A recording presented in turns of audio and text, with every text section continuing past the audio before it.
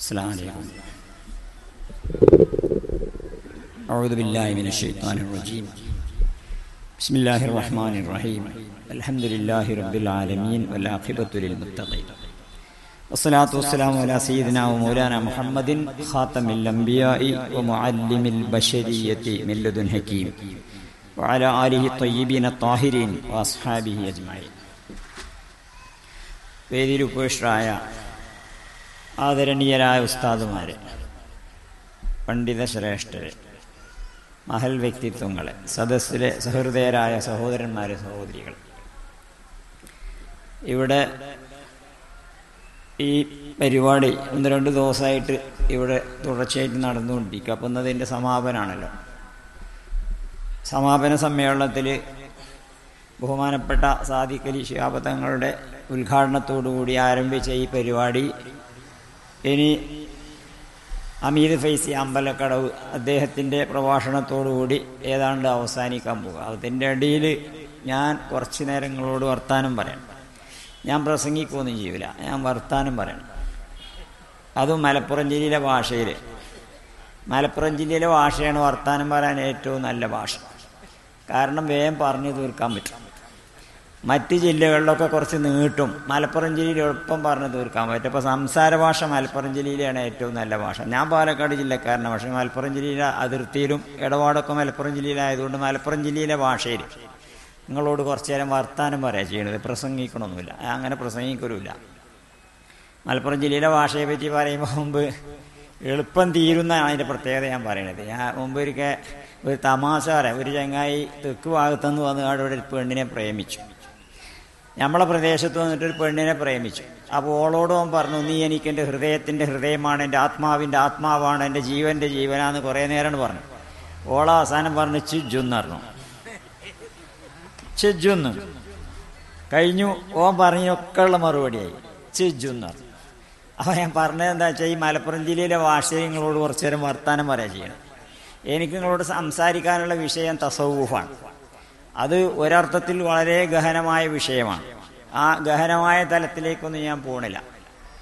ആദ്യമായി നമ്മുടെ കാലഘട്ടത്തിൽ നമ്മളെ പറ്റി തന്നെ ആത്മപരിശോധന നടത്തുന്ന രീതിയിലുള്ള ചില സംസാരമാണ് ഈ നടത്തുന്നത്. മുമ്പ് കാലത്ത്, ഞാനൊക്കെ കുട്ടിയുന്ന കാലത്തെ, എൻ്റെ ഉമ്മ വീട്ടിൽ ഉറുമ്പൊക്കെ വന്നാൽ, വീട്ടിലിങ്ങനെ ഉറുമ്പ് വല്ലാതെ അരിച്ചു വന്നിട്ടുണ്ടെങ്കിൽ പള്ളിക്കർക്ക് തീപ്പെട്ടി വാങ്ങി കൊടുക്കാൻ നേർച്ചയാക്കും. തീപ്പെട്ടി വാങ്ങി കൊടുക്കാൻ നേർച്ചയാക്കിയ ഉറുമ്പാണ് പോവുകയും ചെയ്യും. വീട്ടിൽ കൂടി തൊടുവിൽ കൂടെയൊക്കെ പാമ്പ് വന്നാലേ പാമ്പ് പോകാൻ വേണ്ടി റിഫായി ഷെയ്ഖിൻ്റെ പേരിലൊരു കോയിനാണ് നേർച്ചയാക്കും. കോയിനെ നേർച്ചയാക്കിയാൽ പാമ്പാണ് പോകും, പിന്നെ പാമ്പ് വരില്ല. ആരെയിപ്പോൾ ഈ ഉറുമ്പിനോട് പറഞ്ഞത്? അവിടെ ആ സ്ത്രീ പള്ളിക്കൽക്ക് തീപ്പെട്ടി വാങ്ങി കൊടുക്കാൻ നേർച്ചയാക്കിക്കണം, ഒടിഞ്ഞാണ് പോകണ്ടെന്ന്. ആരെയിപ്പോൾ പാമ്പിനോട് പറഞ്ഞത്? അവിടെ ആ സ്ത്രീ റിഫായി ഷെയ്ഖിൻ്റെ പേരിൽ കോയിനെ നേർച്ചയാക്കി വെക്കണം, ഇനി അങ്ങോട്ട് പോകണ്ടെന്ന് ആരെയോ പറഞ്ഞത്? നേർച്ചയുടെ ശക്തി, നമ്മുടെ മനസ്സിൽ ആധ്യാത്മികത, നമ്മുടെ ആത്മീയതയുടെ ശക്തി അത്ര വലുതാണ്. അത് പ്രാണികളുടെ മേല്, ഇഴജന്തുക്കളുടെ മേല്, എല്ലാ ജീവികളുടെ മേലും അതിന് സ്വാധീനം ഉണ്ടാവും. അതാണ് ആധ്യാത്മികത, ആത്മീയത എന്നൊക്കെ പറഞ്ഞാൽ. ഇത് ഇപ്പം മാത്രമല്ല, ചരിത്രത്തിൽ എവിടെ നോക്കുകയാണെങ്കിലും കാണാൻ സാധിക്കും. ഉഖബത്ത് ബിൻ നാഫി എന്നവർ ആഫ്രിക്കയിൽ ഖൈറുവാൻ എന്ന പട്ടണം ഉണ്ടാക്കുകയാണ്. ആഫ്രിക്കയിൽ ഇന്നും ആ പേരിൽ അറിയപ്പെടുന്നു ഖൈറുവാൻ എന്ന പട്ടണം, ചരിത്ര പ്രസിദ്ധമാണ്. ഈ ഖൈറുവാൻ എന്ന പട്ടണം ഉണ്ടാക്കാൻ ചെന്ന് നോക്കുമ്പോൾ അവിടെയൊക്കെ ഇഴജന്തുക്കളാണ്, സർപ്പങ്ങളാണ്, ഹിംസ്രജന്തുക്കളാണ്, വിഷജീവികളാണ്. അപ്പോൾ ഉഖബത്ത് ബിൻ നാഫി എന്നവർ ചെന്നിട്ട് പറഞ്ഞു, എന്താ നിങ്ങൾ ഈ പ്രദേശത്ത് ഞങ്ങൾക്കൊരു പട്ടണം ഉണ്ടാക്കണം, അതുകൊണ്ട് ഇഴജന്തുക്കളെ, ഹിംസ്രജീവികളെ നിങ്ങളെല്ലാവരും ഒന്ന് മാറിത്തരണം. ഇത് പറഞ്ഞതോടുകൂടി ഇഴജന്തുക്കൾ, സർപ്പങ്ങളൊക്കെ അങ്ങനെ ഇഴഞ്ഞിഴഞ്ഞ് നീങ്ങാണ്. അതേപോലെ തന്നെ ഹിംസ്രജന്തുക്കൾ, കാട്ടുജന്തുക്കളൊക്കെ അങ്ങനെ നടന്നു പോവുക. എന്നിട്ട് അവിടെയാണ് ഖൈറുവാൻ എന്ന പട്ടണം ഉണ്ടാക്കിയത്. അപ്പം എന്താ കാരണം? ഇഴജന്തുക്കളോടും ജീവികളോടൊക്കെ പറഞ്ഞിരുന്നത് എന്താ? നിങ്ങളാണ് പോയി തരുമെന്ന് പറയാം. പോയി തരുമ്പോൾ പോവുക ചെയ്യണത്. അത്തരം ഒരു സ്ഥിതിയാണ് ഉണ്ടായിരുന്നത്. ഇന്നത്തെ കാലത്ത് പുതിയ നാഗരികതയിൽ ഇഴജന്തുക്കളെയും അതുപോലെ തന്നെ പ്രാണികളെയൊക്കെ എന്താ ചെയ്യല്? നമ്മൾ പോകാൻ പറഞ്ഞാൽ പോവില്ല, നേർച്ചയാക്കാൻ നമുക്ക് മനസ്സും വരൂല. ഇനി നേർച്ചയാക്കിയാൽ തന്നെ പോകുന്നാവും. കാരണം നമ്മളെ മനസ്സിന്റെ ആഴത്തുനിന്ന് വരണം നേർച്ച. അപ്പോഴേ അതിന് ഇഫക്റ്റ് ഉണ്ടാവുള്ളൂ. അപ്പം നമ്മൾ നേർച്ചയാക്കുന്ന സമയത്ത് ആ നേർച്ച കൊണ്ട് അതിന് ഇഫക്റ്റ് തന്നെ ചിലപ്പോൾ ഉണ്ടായിക്കൊള്ളുന്നില്ല. ഞാൻ എൻ്റെ അമ്മാനെ പറ്റി പറയാൻ കാരണം ഇപ്പോൾ കുറേ പ്രായമായി. അപ്പോൾ അതിൽ പിന്നെ ഈ ഇഴജന്തുക്കൾക്കെതിരിൽ അതുപോലെ തന്നെ പ്രാണികൾക്കൊക്കെ എതിരിൽ പാമ്പ് വരാതെക്കാൻ വേണ്ടിയിട്ടൊക്കെ നേർച്ചയാക്കുമ്പോൾ പാമ്പൊക്കെയാണ് പോണ സ്ഥിതി ഉണ്ടായില്ലേ. അതാണ് നേർച്ചയുടെ ശക്തി, അതാണ് ആത്മീയതയുടെ ശക്തി, അതാണ് തസവൂഫ് എന്ന് പറഞ്ഞാൽ. നമ്മുടെ വിഷയത്തിലേക്ക് പ്രവേശിക്കുന്നതിന് മുമ്പ് ഒരു കാര്യം പറഞ്ഞു എന്ന് മാത്രം. എന്താണ് ഈ ആത്മീയത എന്ന് പറഞ്ഞാൽ, എന്താണ് തസവുഫ് എന്ന് പറഞ്ഞാൽ, ഏറ്റവും അടിസ്ഥാനപരമായി ഇത് സമസ്ത കേരള ജമിയത്തുൽ ഉലമയുടെ പോഷക സംഘടനയായിട്ടുള്ള SKSSFന്റെ SYSന്റെ ഒക്കെ പരിപാടിയാണ്. ഇതിന്റെ നേതാക്കന്മാരെ നമ്മൾ പരിശോധിച്ച് നോക്കിയാൽ തുടക്കം മുതൽക്ക് തന്നെ തസവുഫിന്റെ നിരയിൽ നമുക്ക് കാണാൻ സാധിക്കും. നിങ്ങൾ നോക്കി ഇവിടുത്തെ ഇതര പ്രസ്ഥാനങ്ങളുടെ ചരിത്രവും അതുപോലെ തന്നെ സമസ്തയുടെ ചരിത്രവും രണ്ടൊന്ന് താരതമ്യപ്പെടുത്തി നോക്കി. സമസ്തയുടെ ഉസ്താദ് പ്രസംഗിച്ചു പറയണ്ടായി, സമസ്തയുടെ പിന്നെ നമ്മൾ ഒരു കാര്യം മനസ്സിലാക്കുന്നത് ആരെടുത്തായിരിക്കണം, അതിന്റെ സ്രോതസ് ഏതായിരിക്കണം. ഒരു സംഗതി നമ്മളോട് ഒരു വാർത്ത ഒരാൾ വന്നിട്ട് പറഞ്ഞാല് നമ്മൾ ചോദിക്കുന്ന ഒരു ചോദ്യമുണ്ട്, ആരേത് പറഞ്ഞതെന്ന് ചോദിക്കും അല്ലേ. എന്തെങ്കിലും ഒരു കാര്യം ഇന്നാൾ മരിച്ചു അല്ലെങ്കിൽ ഇന്ന സംഭവിച്ചു എന്നൊക്കെ പറഞ്ഞാൽ ആരേത് പറഞ്ഞതെന്ന് ചോദിച്ചു. എന്താ ആരേത് പറഞ്ഞത് ചോദിക്കണത്? എന്തിനാ? ആരെ പറഞ്ഞത് എന്ന് അതിന്റെ സ്രോതസ് സത്യസന്ധമാണെങ്കിലേ വിശ്വസിക്കാൻ പറ്റുള്ളൂ. അതുകൊണ്ടാണ് ആരെ പറഞ്ഞു എന്ന് ചോദിക്കണത്. അപ്പൊ നമുക്ക് ഇസ്ലാം ദീനിലെ ഒരു കാര്യം നമുക്ക് വിശ്വസിക്കും ഉൾക്കൊള്ളും ചെയ്യണമെങ്കിൽ ആരെ പറഞ്ഞു എന്നുള്ളതൊരു വിഷയമാണ്. ആരെ പറഞ്ഞു എന്നുള്ളതൊരു വിഷയമല്ലേ. അതാണ് ഇവിടെ ഉസ്താദിന്റെ പ്രസംഗത്തിൽ സൂചിപ്പിക്കേണ്ടായി. പിന്നെ ഉസ്താദിയത്ത് സമസ്ത കേരള ജമിയത്തുൽ ഉലമയുടെ ചരിത്രം നമ്മളിങ്ങനെ പിന്നോട്ട് നോക്കിയാല് സമസ്തയുടെ എപ്പോഴത്തെ സെക്രട്ടറി ആലിക്കുട്ടി മുസ്ലിയാർ ഉസ്താദ് ആരെന്ന് വെച്ചാൽ ഷംസുൽ ഉലമ മുസ്ലിയാർ. അദ്ദേഹത്തിന്റെ ഉസ്താദ് ആരെന്ന് വെച്ചാൽ കണ്ണീത്ത മുഹമ്മദ് മുസ്ലിയാർ. അദ്ദേഹത്തിന്റെ ഉസ്താദ് ആരാന്ന് വെച്ചാൽ കുത്തുബി മുഹമ്മദ് മുസ്ലിയാർ. അദ്ദേഹത്തിന്റെ ഉസ്താദ് ആരാന്ന് വെച്ചാൽ ചാലകത്ത് കുഞ്ഞഹമ്മദാജി. അദ്ദേഹത്തിന്റെ ഉസ്താദ് ആരാന്ന് വെച്ചാൽ വളപ്പിൽ അബ്ദുൽ അസീസ് മുസ്ലിയാർ. അദ്ദേഹത്തിന്റെ ഉസ്താദ് അങ്ങനെ പിന്നോട്ട് നമുക്ക് അങ്ങനെ എണ്ണി പോകാൻ സാധിക്കും. എണ്ണീറ്റ് എടുക്കാൻ എത്തുന്നത് പിന്നെ നേരെ മഖ്ദൂമികളുടെ അടുത്തേക്ക് എത്തും. ഷെയ്ഖ് സൈനുദ്ദീൻ മഖ്ദൂമി രണ്ടാമൻ. അദ്ദേഹത്തിന്റെ ഉസ്താദ് ആരെന്ന് വെച്ചാൽ ഇബ്നു ഹജറുൽ ഹൈതമി. അദ്ദേഹത്തിന്റെ ഉസ്താദ് ആരെന്ന് വെച്ചാൽ ഷെയ്ഖ് സക്കരിയ അൽ അൻസാരി. അദ്ദേഹത്തിന്റെ ഉസ്താദ് ആരാന്ന് വെച്ചാൽ പിന്നോട്ട് അങ്ങനെ എണ്ണി പോയിട്ടുണ്ടെങ്കിൽ ഇമാം ഷാഫി റഹ്മത്തുള്ളാഹിയിലേക്ക് എത്തിച്ചേരും. ഇമാം ഷാഫിയുടെ ഉസ്താദ് ആരാന്ന് വെച്ചാലോ ഇമാം മാലിക് എന്നവര്. ഇമാം മാലിക്കിന്റെ ഉസ്താദ് ആരാന്ന് വെച്ചാലോ ഇമാം നാഫി എന്നവര്. ഇമാം നാഫി എന്നവരുടെ ഉസ്താദ് ആരെന്ന് വെച്ചാലോ അബ്ദുല്ലാഹി ഇബ്നു റളിയല്ലാഹു അൻഹു. അബ്ദുല്ലാഹി ഇബ്നു റളിയല്ലാഹു ഉസ്താദ് ആരാന്ന് വെച്ചാലോ റസൂലുള്ളാഹി സ്വല്ലല്ലാഹി അലൈഹി വസല്ലം. റസൂലുള്ളാഹി സ്വല്ലല്ലാഹി അലൈഹി വസല്ലം എന്ന് പിന്നെ ജിബ്രീൽ അലൈഹിസ്സലാം അല്ലാഹു കണ്ടോ. അപ്പൊ അള്ളാഹുവിൽ നിന്ന് ഇങ്ങനെ എണ്ണിപ്പോരാ നമുക്ക്. ജിബ്രീൽ റസൂല് തുടങ്ങിയിട്ട് പിന്നെ അബ്ദുല്ലാഹി ഇബ്നു ഉമർ തുടങ്ങി അങ്ങനെ എണ്ണി പോന്നിട്ട് നമ്മളത് കണ്ടെത്തും. ഇവിടെ പിന്നെ പ്രസംഗിക്കാൻ ഇവിടെ ഇരിക്കുന്ന ഉസ്താദുമാരുടെ ഒക്കെ ഉസ്താദിയത്തെ നമ്മൾ പരിശോധിച്ചാൽ അതിന് രേഖ ഉണ്ട്, അതിന് ലിങ്ക് ഉണ്ട്. റസൂലുള്ളാഹി സ്വല്ലല്ലാഹി അലൈഹി വസല്ലമയിലേക്ക് എത്തിച്ചേരുന്ന കണ്ണിയുണ്ട്. ഇനി ബാക്കിയുള്ള പ്രസ്ഥാനങ്ങളെ പറ്റി നിങ്ങൾ നോക്കുകയാണെങ്കിൽ ഇവിടുത്തെ കുറെ ചെറുക്കന്മാരൊക്കെ ഇവിടേക്കൊക്കെ പോയി ഇവിടെ സൂചിപ്പിക്കണ്ടായല്ലോ. യമനിലേക്ക് അങ്ങോട്ട് പോയിക്കാം. നമ്മളെ പഴയ ഉസ്താദുമാരൊക്കെ യമനിൽ നിന്ന് ഇങ്ങോട്ട് പോകും നിൽക്കാം അല്ലേ. യമനിൽ നിന്ന് ഇങ്ങോട്ട് പോകും നിൽക്കല്ലേ. പിന്നെ കൊടുക്കാം.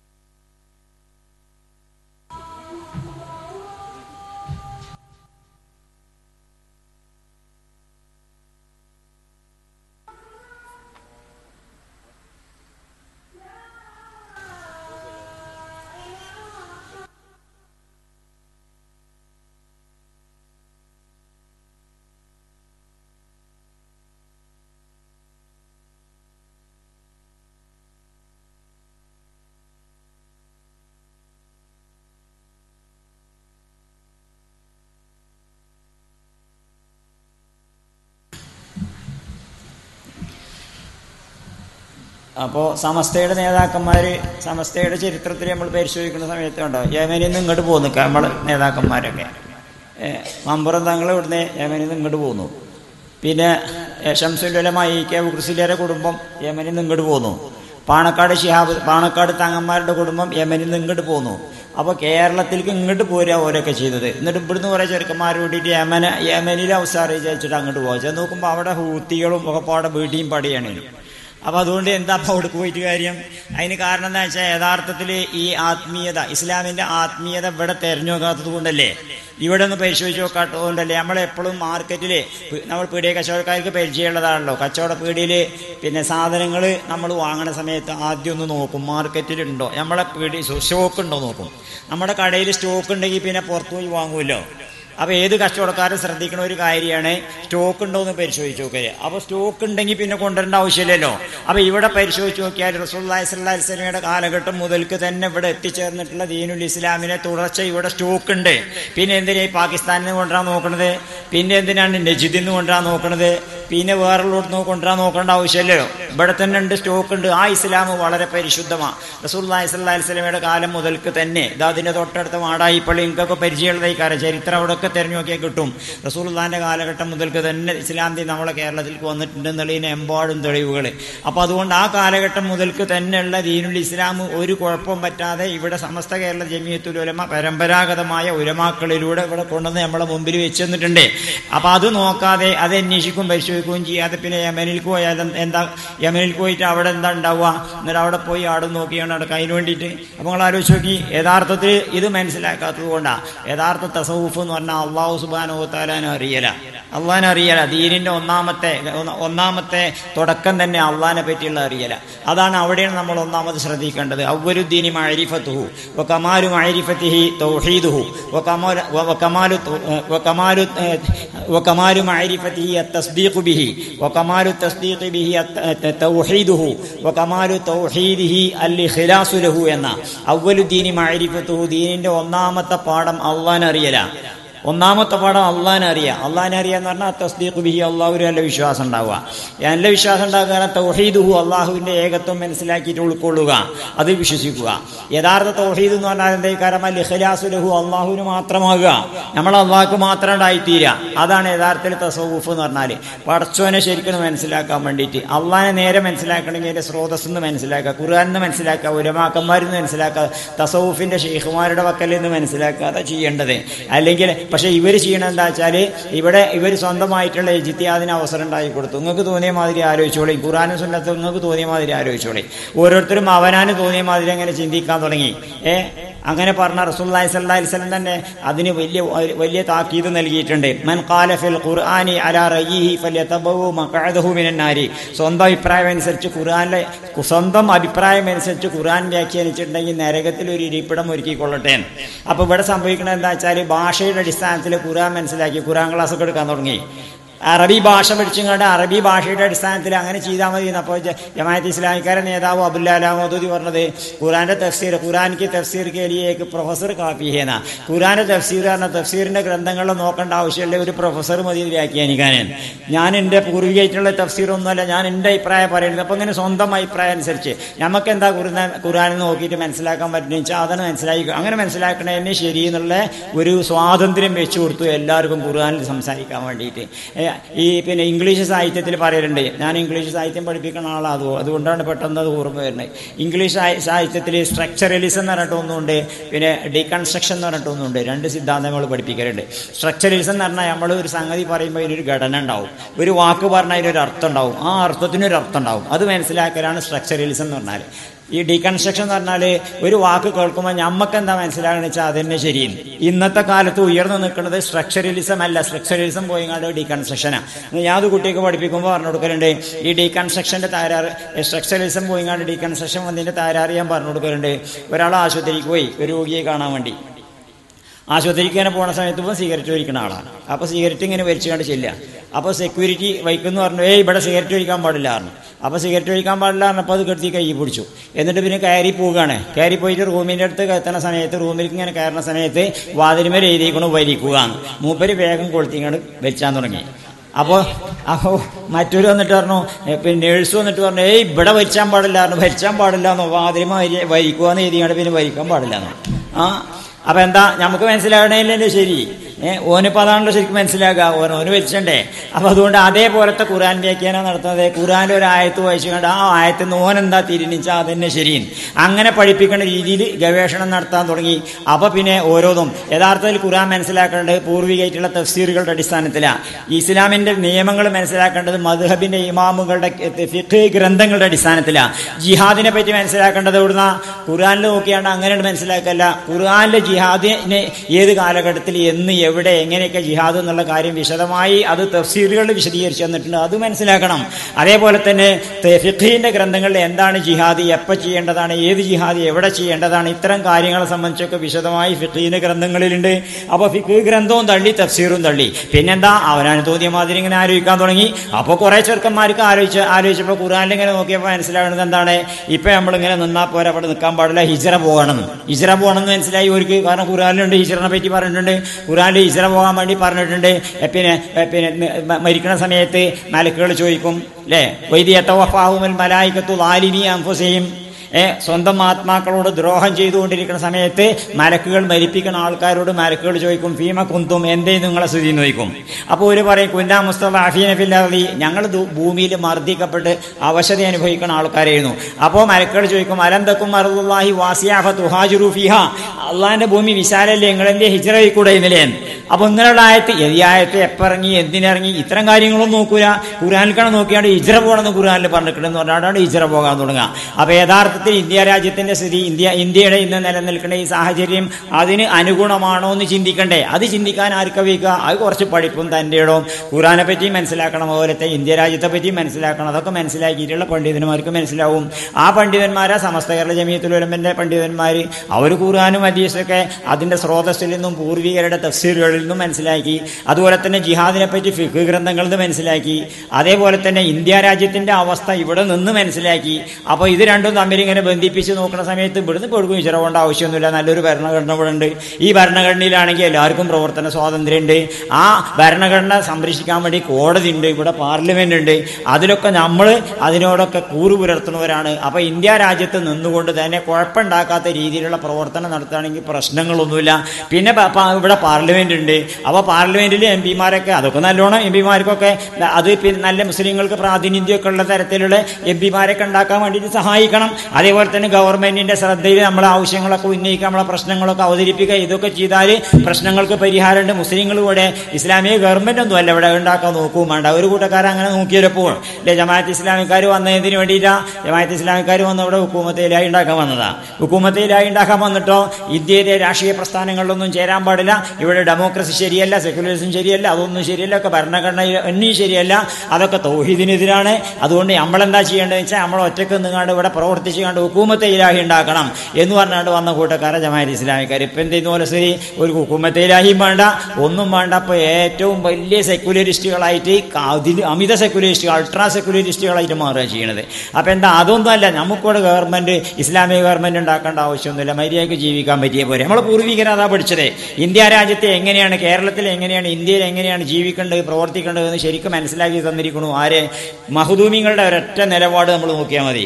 ഈ നമ്മുടെ രാജ്യത്ത് സാമൂതിരി രാജ്യം ഭരിക്കുന്ന കാലഘട്ടത്തിൽ സാമൂതിരിപ്പാടിന്റെ ഭരണത്തിന്റെ പോർച്ചുഗീസുകാരുടെ അധിനിവേശം വന്നപ്പോഴേ ആ അധിനിവേശ കാലഘട്ടത്തിൽ മഖ്ദൂമിങ്ങൾ ഗ്രന്ഥം എഴുതി, മഖ്ദൂമിങ്ങൾ നിലപാട് പഠിപ്പിച്ചു വന്നു. സാമൂതിരി എന്ന മുസ്ലിം ഭരണാധികാരി, അദ്ദേഹം മുസ്ലിം ഭരണാധികാരിയല്ല, അത് അദ്ദേഹം ഹൈന്ദവനാ, അദ്ദേഹം ഉറച്ച ഹിന്ദുമത വിശ്വാസിയം. അമ്പലത്തിൽ കൊടുങ്ങല്ലൂർ തുഹ്ഫത്തുൽ മുജാഹിദീൻ എന്ന ഗ്രന്ഥത്തിൽ വിശദമായി പറയുന്നുണ്ട്. അദ്ദേഹം കൊടുങ്ങല്ലൂർ അമ്പലത്തിൽ പോയി ദിവസങ്ങളോളം ധ്യാനിച്ചിരിക്കുന്ന നല്ല ഭക്തനായിട്ടുള്ള ഹിന്ദുവാണ് അദ്ദേഹം, രാജാവ. പക്ഷെ അദ്ദേഹത്തിന്റെ ഭരണത്തിൽ അദ്ദേഹം മുസ്ലിമീങ്ങൾക്ക് കൊടുത്തിരുന്ന സ്ഥാനം എന്താ? പള്ളിക്കൽ ജുമാക്ക് പോകാത്തവരടക്കം ഗവൺമെന്റ് ശിക്ഷിക്കുമായിരുന്നു. അത്രത്തോളം പള്ളിക്കലും മദ്രസയിലൊക്കെ ശമ്പളം കൊടുത്തിരുന്ന ഗവൺമെന്റ് ആയിരുന്നു. അതേപോലെ മുസ്ലിമീങ്ങൾക്ക് നല്ല സ്വാതന്ത്ര്യം പ്രവർത്തിക്കാം. അത്തരം ഒരു ഗവൺമെന്റ് അവിടെ നിലനിൽക്കുമ്പോൾ സൈനുദ്ദീൻ മഖ്ദൂം എഴുതിയത് എന്താണ്? പോർച്ചുഗീസുകാരുടെ അധിനിവേശം ഈ കേരളത്തിലേക്ക് ഉണ്ടായപ്പോഴേ സാമൂതിരി ഗവൺമെന്റിനെ അട്ടിമറിക്കാൻ വേണ്ടിയിട്ട് പോർച്ചുഗീസുകാർ വന്നപ്പോൾ സാമൂതിരി ഗവൺമെന്റിനെ ഇവിടെ ഉറപ്പിച്ചു നിർത്താനും സംരക്ഷിച്ചു നിർത്താനും വേണ്ടിയിട്ട് ജിഹാദ് ചെയ്യുകയാണെങ്കിൽ മുസ്ലിമീങ്ങൾക്ക് സാമൂതിരിയുടെ ഗവൺമെന്റിനെ രക്ഷിക്കാൻ വേണ്ടി ജിഹാദ് ചെയ്താൽ ഷഹീദാവുന്ന, സ്വർഗത്തിലേക്ക് പോകുന്ന സയ്യിദി മഖ്ദൂം പറഞ്ഞത്. ഇതിപ്പോൾ ഇസ്ലാമിക ഗവൺമെന്റ് ആയിട്ട് നമുക്ക് ഇസ്ലാമിക ഗവൺമെന്റ് ഉണ്ടായിക്കൊണ്ടേണ്ട ആവശ്യമൊന്നുമില്ല, ഉണ്ടാകണോടത്തുണ്ടായിക്കോട്ടെ, അപ്പം നമുക്ക് അതിനനുസരിച്ചൊക്കെ നിൽക്കാം. പക്ഷേ ഇവിടെ ഇന്ത്യ രാജ്യത്തിന്റെ സ്ഥിതി എന്താ, ഇവിടെ ഇന്ത്യ രാജ്യത്തിന്റെ സ്ഥിതി എന്താണ്, കേരളത്തിന്റെ സ്ഥിതി എന്താണെന്ന് മനസ്സിലാക്കിയിട്ട് അത് ഇവിടെ എങ്ങനെ പ്രവർത്തിക്കണം, എന്തിന് നിലകൊള്ളണം, ഇത്തരം കാര്യങ്ങളൊക്കെ പഠിപ്പിച്ച് ഈ സമസ്തയുടെ പണ്ഡിതന്മാർ അതനുസരിച്ച് നിൽക്കാൻ പറ്റാതെ പിന്നെ സ്വന്തമായിട്ട് ജിഹാദ് നടത്താൻ തുടങ്ങി. അപ്പോൾ ഇവിടെ ആത്മീയത പോരാ തോന്നി. ആത്മീയതയ്ക്ക് എന്താ, അള്ളാഹിനെ മനസ്സിലാക്കലേ. ഞാൻ അതാണ് തുടക്കത്തിലേ പറഞ്ഞത്, അള്ളാഹുവിനെ മനസ്സിലാക്കലാണ് ആത്മീയതയുടെ ഏറ്റവും വലിയ അടിസ്ഥാനം. അള്ളാഹിനെ മനസ്സിലാക്കണതിന് ഇപ്പം എന്താ, നമ്മളൊക്കെ തന്നെ നമ്മൾ ഈ കാര്യത്തിൽ നമ്മളും കൂടുതൽ ജാഗ്രത ചിന്തയൊക്കെ വേണം. പടച്ചവനെ പറ്റിയുള്ള വിവരം വേണം, അള്ളാഹിനെ അറിയണം. അള്ളാഹിനെ അറിയുക എന്നുള്ളത് ഏറ്റവും പ്രധാനപ്പെട്ട. അള്ളാഹിനെ അമ്മക്ക് തന്നെ എത്രത്തോളം ആരും നിങ്ങൾ ആലോചിച്ച് നോക്കുകയാണെങ്കിൽ, നമ്മൾ മുമ്പ് പിന്നെ ഇദ്ദേഹം എന്താ ഒരു അബുൽ ഹസൻ ഖിർഖാനി എന്ന പേരിലൊരു സൂഫി വരിയുണ്ട്, ഒരു ഷെയ്ഖ് അബുൽ ഹസൻ ഖിർഖാനി.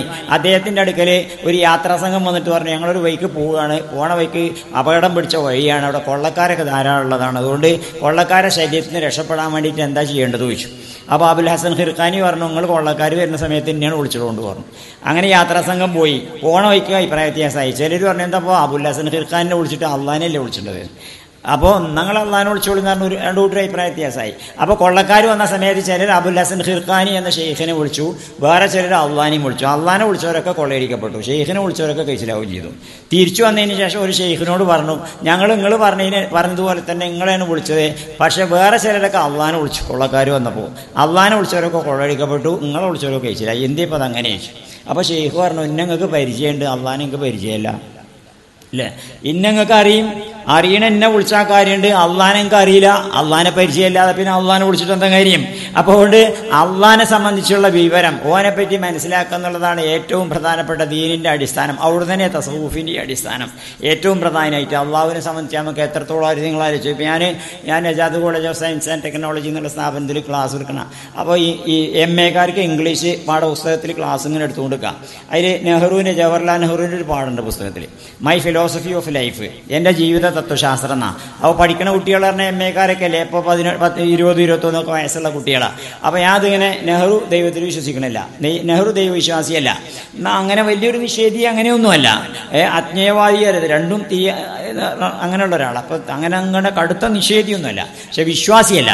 മുമ്പ് EMS നമ്പൂതിരിപ്പാട് പറയുന്നവർക്ക് ഞാൻ ദൈവം ഉണ്ട് എന്ന് പറഞ്ഞതുകൊണ്ട് പിന്നെ ഇല്ലാത്ത ദൈവം ഉണ്ടാവുകയോ ഞാൻ ദൈവം ഇല്ല എന്ന് പറഞ്ഞതുകൊണ്ട് ഉള്ള ദൈവം ഇല്ലാതാവുകയോ ചെയ്യില്ല, അതുകൊണ്ട് എനിക്കൊരു വിഷയമല്ല എന്നറിയില്ല. അതേപോലെ അപ്പോൾ നെഹ്റു ഏതായാലും അങ്ങനെ വിശ്വാസിയല്ല. അപ്പോൾ നെഹ്റുവിൻ്റെ അഭിപ്രായം സമർത്ഥിക്കുകയാണ് ഈ പാഠത്തിൽ. നമ്മളെന്തായാലും യൂണിവേഴ്സിറ്റി പാഠപുസ്തകം വെച്ചാൽ നമ്മൾ പഠിപ്പിക്കണമല്ലോ. അപ്പോൾ നെഹ്റു ചോദിക്കണത് എന്താണെന്ന് വെച്ചാൽ, ദൈവവിശ്വാസികൾ ദൈവത്തിൽ വിശ്വസിക്കുന്നത് എന്തുകൊണ്ടാണ്? കാര്യകാരണ സിദ്ധാന്തത്തിൽ വിശ്വസിക്കണതുകൊണ്ടാണ്. എന്താ കാര്യകാരണ സിദ്ധാന്തം എന്ന് പറഞ്ഞാൽ, ഒരു കാര്യം ഉണ്ടാവണമെങ്കിൽ ഒരു കാരണം ഉണ്ടാവണം, ആ കാരണം ഉണ്ടായെങ്കിലേ ആ കാര്യം ഉണ്ടാവുള്ളൂ, ആ കാരണം ഉണ്ടായാൽ ആ കാര്യം ഉണ്ടാവുക, ആ കാരണം ഉണ്ടായിട്ടില്ലെങ്കിൽ ആ കാര്യം ഉണ്ടാവില്ല, അതിനെ കാര്യകാരണ സിദ്ധാന്തം. അപ്പോൾ കാര്യകാരണ സിദ്ധാന്തത്തിൽ വിശ്വസിക്കുന്നുണ്ടല്ലോ എന്ന് പറഞ്ഞാൽ പ്രപഞ്ചം ഒരു കാര്യമാണ്, അപ്പോൾ അതുണ്ടാവാൻ ഒരു കാരണമുണ്ടായിരിക്കണം, അതുകൊണ്ടല്ലേ ദൈവത്തിൽ വിശ്വസിക്കുന്നത്. അപ്പോൾ പിന്നെ എൻ്റെ ചോദ്യം, അബ്സല്യൂട്ട് കോസ്, പരമമായ കാരണം ഉണ്ടല്ലോ എന്ന് പറഞ്ഞാൽ പടച്ചോൻ തന്നെ പരമമായ കാരണത്തിനൊരു കാരണം വേണ്ടേ എന്ന് പറഞ്ഞാൽ പടച്ചോൻ ഉണ്ടാക്കിയ കാരണമൊക്കെ ചോദിക്കലുണ്ടല്ലോ, അതേപോലത്തെ ഒരു ചോദ്യം. അപ്പോൾ ഞാൻ എൻ്റെ മുമ്പിലിരിക്കുന്ന കുട്ടികളോട് ചോദിച്ചു, എൻ്റെ മുമ്പിലിരിക്കുന്ന കുട്ടികളൊക്കെ വലിയ കുട്ടികളാണ്, 10-21 വയസ്സുള്ള കുട്ടികളാണ്, മുസ്ലിങ്ങളുണ്ട്, അതുപോലെ തന്നെ ക്രിസ്ത്യാനി കുട്ടികളുണ്ട്, അതുപോലെ തന്നെ ഹിന്ദു കുട്ടികളുണ്ട്, എല്ലാവരും ഉണ്ട്. അപ്പോൾ ഞാൻ കുട്ടികളോട് ചോദിച്ചു, കുട്ടികളെ ഈ ചോദ്യത്തിന് നിങ്ങൾക്കുള്ള ഉത്തരം എന്താ ചോദിച്ചു, നിങ്ങൾക്കുള്ള ഉത്തരം എന്താണെന്ന് ചോദിച്ചു. അപ്പോൾ കുട്ടികൾക്ക് ആർക്കും ഉത്തരം പറയാൻ നിശ്ചയമില്ല. അപ്പോൾ കുട്ടികൾ പറഞ്ഞു, സാറേ ഞങ്ങൾക്ക് മനസ്സിലാണ്, ഞങ്ങൾക്ക് ഉത്തരം കിട്ടണില്ല ആയിരുന്നു. അപ്പോൾ ഞാൻ പറഞ്ഞു, നിങ്ങളെ ഈ പരിപാടി നിർത്തിക്കളേ, നിങ്ങൾ പള്ളിക്കൽ പോണവരുണ്ട്, അമ്പലത്തിലേക്ക് പോണവരുണ്ട്, ചർച്ചിലേക്ക് പോണവരുണ്ട്, നിങ്ങളെ ദൈവവിശ്വാസത്തിന് എതിരായിട്ടൊരു ചോദ്യം വരുമ്പോൾ അതിനെ മറികടക്കാൻ നിങ്ങൾക്ക് പറ്റൂലെങ്കിൽ പിന്നെ എന്ത് വിശ്വാസം, നിങ്ങളെ വിശ്വാസം, നിങ്ങളെ വിശ്വാസത്തോടെ മുട്ടി നിൽക്കല്ലേ. അപ്പോൾ അതുകൊണ്ട് തന്നെ ഈ പരിപാടിയൊക്കെ ഒഴിവായികളെയും. ഇനി അല്ലെങ്കിൽ നിങ്ങളൊരു കാര്യം ചെയ്യും, നിങ്ങൾ വീട്ടിൽ പോയിട്ട് ഇന്ന് രാത്രി വീട്ടിൽ പോയിട്ട് നിങ്ങളുടെ ഉമ്മാനോടും പാപ്പാനോടും അച്ഛനോടും അമ്മയോടും ഒക്കെ ചോദിച്ചിട്ട് നാളെ പറഞ്ഞാൽ മതി, നിങ്ങളെക്കാണ് ഒരുപാട് കൊല്ലം മുമ്പ് വിശ്വസിക്കാൻ തുടങ്ങിയതല്ലേ, ഓരോട് ചോദിച്ചിട്ട് വരുന്നതാണ്. പിറ്റേ ദിവസം വന്നപ്പോൾ കുട്ടികൾ പറഞ്ഞു, സാറേ വീട്ടിൽ ചെന്ന് പറഞ്ഞപ്പോൾ ചീത്ത ചീത്ത പറഞ്ഞിട്ട്. അപ്പൊ എന്തിനാ ചീത്ത പറയണത്? ഉത്തരം കിട്ടായിട്ട്. ഉത്തരം കിട്ടിയ ചീത്തയല്ലല്ലോ, ഉത്തരല്ലേ പറഞ്ഞു കൊടുക്കുക. അപ്പൊ എന്താ വീട്ടിലേക്കും നിശ്ചയല്ല ഉത്തരം. അപ്പോ നമ്മുടെ വിശ്വാസത്തിനെതിരായിട്ട് ഞാൻ അള്ളാനെ മനസ്സിലാക്കുക എന്നുള്ളതിന്റെ ഏറ്റവും അടിസ്ഥാനപരമായ വശത്തിലേക്ക് ചൂണ്ടിയിട്ടാ പറഞ്ഞത്.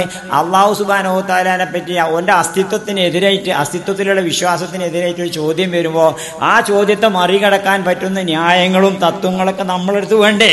അപ്പോൾ അള്ളാനെ അറിയാന്നുള്ളത് ഏറ്റവും ബേസ്, ഏറ്റവും അടിസ്ഥാനപരമായിട്ടുള്ളൊരു വിശ്വാസമാണല്ലോ.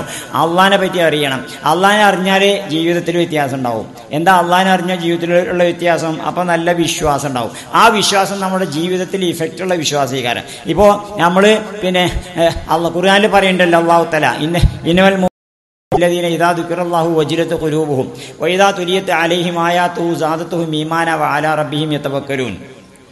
മൂമിനീങ്ങൾ എന്ന് പറഞ്ഞാല് അല്ലദീന ഇദാ ദുക്കിറല്ലാഹു, അള്ളാഹുവിനെ കുറിച്ച് പറഞ്ഞാൽ, അള്ളാഹിനെ പറ്റി പറയുന്നത് കേട്ടാൽ, അല്ലെങ്കിൽ അള്ളാഹു എന്ന് പറഞ്ഞു കേട്ടാൽ, വജിലത്ത് ഖുലൂബുഹും, അവരുടെ ഹൃദയങ്ങൾ കിടിലം കൊള്ളും. അവരുടെ ഹൃദയങ്ങൾ കിടിലം കൊള്ളും. നമ്മളിപ്പോ വാങ്ക് കേട്ടില്ലേ, അല്ലെ? പള്ളിക്കൊന്ന് ബാങ്ക് കേട്ടില്ലേ? നല്ല മൈക്കിക്കൂടി ഉറക്കാനൊരു ഒരു കുട്ടി നല്ല ഉസാറായിട്ട് ബാങ്ക് കൊടുത്തല്ലോ.